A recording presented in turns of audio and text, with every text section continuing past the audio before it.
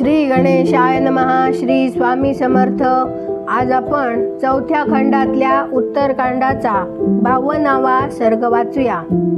केशी नदीच्या तीरावर ती रात्र घालवून रघुनंदन लक्ष्मण प्रातःकाळी उठला आणि मग तेथून पुढे निघाला. दुपार होता होता त्याच्या त्या विशाल रथाने रत्नधनाने संपन्न आणि धष्टपुष्ट माणसांनी भरलेल्या अयोध्यापुरीत प्रवेश केला. तेथे पोहोचल्यावर परमबुद्धिमान सुमित्रा कुमाराला मोठे दुःख झाले.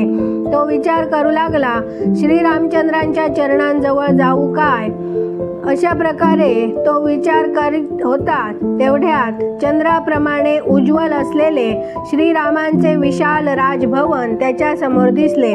राजमहालाच्या दारात रथातून उतरून तो नरश्रेष्ठ लक्ष्मण अधोवदन करून दुःखी मनाने विना अडथळा आत गेला.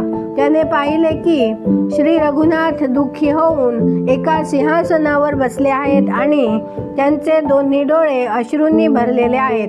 अशा अवस्थेत आपल्या मोठ्या भावाला समोर पाहून दुःखी मनाने लक्ष्मणाने त्यांचे पाय पकडले आणि हात जोडून चित्त एकाग्र करून तो दीनवाणीने म्हणाला, वीर महाराजांची आज्ञा शिरोधार्य मानून मी त्या शुभाचार करणाऱ्या यशस्विनी जनक किशोरी सीतेला गंगा तटावर वाल्मिकींच्या शुभ आश्रमाजवळ ठरलेल्या ठिकाणी सोडून पुन्हा आपल्या चरणांच्या सेवेसाठी इथं परत आलो आहे. पुरुषसिंहा, तुम्ही शोक करू नका, कारण ही कालाचीच गती आहे. तुमच्यासारखी बुद्धिमान आणि मनस्वी माणसं शोक करीत नाहीत. जगात जितके संचय आहेत त्या साऱ्यांचा अंत विनाशात आहे. उत्थानाचा अंत पतन आहे, संयोगाचा अंत वियोग आहे आणि जीवनाचा अंत मरण आहे. म्हणून स्त्री, पुत्र, मित्र आणि धन यांची विशेष आसक्ती बाळगू नये, कारण त्यांचा वियोग होणं ठरलेलं आहे. ककुस्थ कुलभूषणा, तुम्ही आत्म्यावर, मनावर तसंच सर्व लोकांवर देखील ताबा ठेवण्यास समर्थ आहात. मग स्वतःच्या शोकाला आवर घालणं ही तुमच्या दृष्टीनं कितीशी मोठी गोष्ट आहे बरं. तुमच्यासारखे श्रेष्ठ पुरुष अशा प्रकारचे प्रसंग आल्यावर मूढ होत नाहीत. रघुनंदना, जर तुम्ही दुःखी असाल तर तो अपवाद पुन्हा तुमच्यावर येईल. नरेश्वरा, ज्या अपवादाच्या भयानं तुम्ही मिथिलेश कुमारीचा त्याग केला आहे तो अपवाद या नगरात पुन्हा होईल यात शंका नाही. लोक म्हणतील, तुमच्या घरात राहिलेल्या स्त्रीचा त्याग करून हे रात्रंदिवस तिच्याच चिंतेने दुःखी आहेत. तेव्हा पुरुषसिंहा, तुम्ही धैर्यानं चित्त एकाग्र करून या दुर्बल शोक बुद्धीचा त्याग करा, संताप करू नका.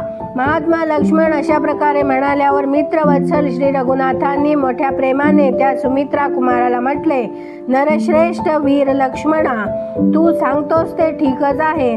तू माझ्या आदेशाचं पालन केलंस त्यामुळं मला संतोष वाटतो.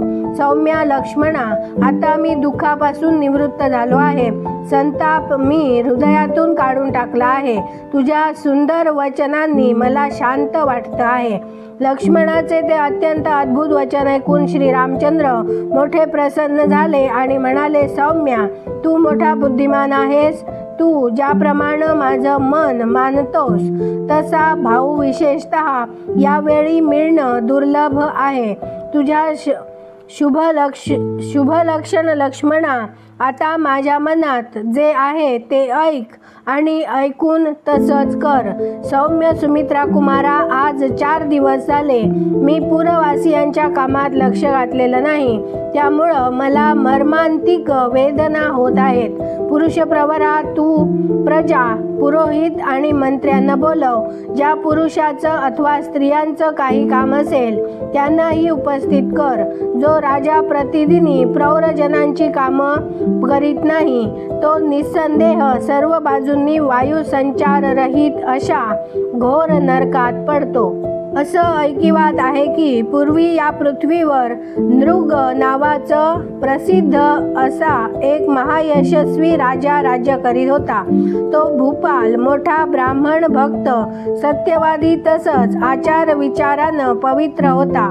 त्या नरदेवानं एकेकाळी पुष्कर तीर्थात जाऊन ब्राह्मणांना सुवर्णभूषित अशा 1 कोटी सवत्स धेनू दान दिल्या।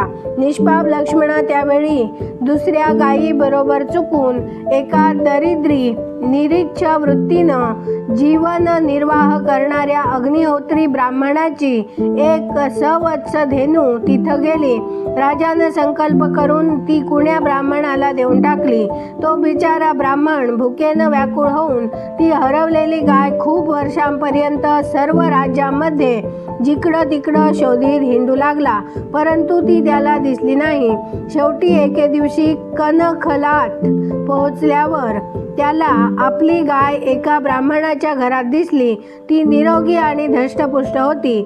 तिचं वासरू देखील खूप मोठं झालं होतं। ब्राह्मणानं आपण ठेवलेल्या शबला या नावानं तिला हाक मारली। तो म्हणाला, शबले इकडे ये। गायीनं तो स्वर ओळखला। भुकेनं व्याकुळ झालेल्या त्या ब्राह्मणाचा तो परिचित स्वर ऐकून ती गाय त्या अग्नितुल्य तेजस्वी ब्राह्मणाच्या पाठीमागे निघाली। मग जो ब्राह्मण त्या दिवसात तिचं पालन करीत होता तो देखील त्वरेनं त्या गायीचा पाठलाग करीत आला आणि त्या ब्रह्मर्षीला म्हणाला, ब्रह्मन, ही गाय माझी आहे। मला राजसिंह नृगानं ही गाय दान म्हणून दिली आहे। मग त्या 2 विद्वान ब्राह्मणात त्या गायीवरून महान विवाद सुरू राहिला। ते दोघेही परस्परांशी भांडत त्या दानी नरेश नृगापाशी गेले। तिथं राजभवनाच्या दरवाजापाशी जाऊन ते कित्येक दिवसांपर्यंत तिथं ताटकळत राहिले, परंतु त्यांना राजाची भेट झाली नाही आणि राजाकडून न्यायही मिळाला नाही। त्यामुळं त्या दोघांना मोठा संताप आला। ते दोन्ही श्रेष्ठ महात्मे ब्राह्मण मग अत्यंत संतप्त झाले आणि क्रुद्ध होऊन त्यांनी राजाला घोर शाप दिला। ते म्हणाले, राजन, आम्ही आमच्या विवादाचा निर्णय लावण्यासाठी आलो होतो। या इच्छेनं आपल्या प्रार्थी पुरुषाच्या कार्यसिद्धीसाठी देखील जर तुम्ही त्यांना दर्शन देत नसाल तर आम्ही शाप देतो की तुम्ही सर्व प्राण्यांपासून लपून राहणारा सरडा व्हाल आणि हजारो वर्षा इतक्या दीर्घ काळापर्यंत गढीत सरडा होऊनच पडून राहाल।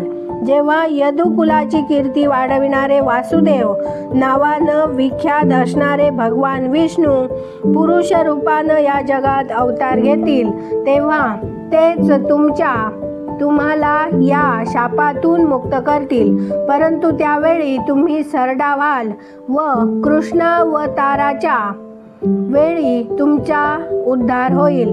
कलियुग उपस्थित होण्याच्या काही काळ आधी महापराक्रमी नर आणि नारायण दोघेही या पृथ्वीचा भार कमी करण्यासाठी अवतार घेतील। अशा प्रकारे शाप दिल्यावर ते दोन्ही ब्राह्मण शांत झाले आणि त्यांनी ती वृद्ध आणि दुर्बल झालेली गाय कुण्या ब्राह्मणाला देऊन टाकली। अशा प्रकारे राजा नृग तो अत्यंत दारुण शाप भोगतो आहे। तेव्हा जर कार्यार्थी पुरुषामधला वाद अनिर्णित राहिला तर तो राजाच्या दृष्टीनं महान दोष प्राप्ती करून देणारा असतो। तेव्हा कार्यार्थी माणसांना त्वरेनं माझ्या समोर उपस्थित कर। प्रजापालन रूप पुण्यकर्माचं फळ राजाला अवश्य प्राप्त होतं। तेव्हा सुमित्रानंदना, तू जा आणि राजद्वारावर प्रतीक्षा कर की कुणी कार्यार्थी माणूस इकडं येतो आहे का पहा। इथे 52वा सर्ग पूर्ण झाला। उद्या आपण 53वा सर्ग वाचूया। आपण श्री वाल्मिकी रामायणाच्या शेवटच्या खंडात पोहोचलेलो आहोत। तरी कृपया हे रामायण वाचन जास्तीत जास्त शेअर करा, लाईक करा, सबस्क्राईब करून बाजूची बेलवर क्लिक करा। त्यामुळे आलेला प्रत्येक व्हिडिओ तुमच्यापर्यंत नक्की वेळेत पोहोचेल। आणि कमेंटमध्ये जय श्रीराम लिहायला विसरू नका। धन्यवाद। जय जय श्रीराम।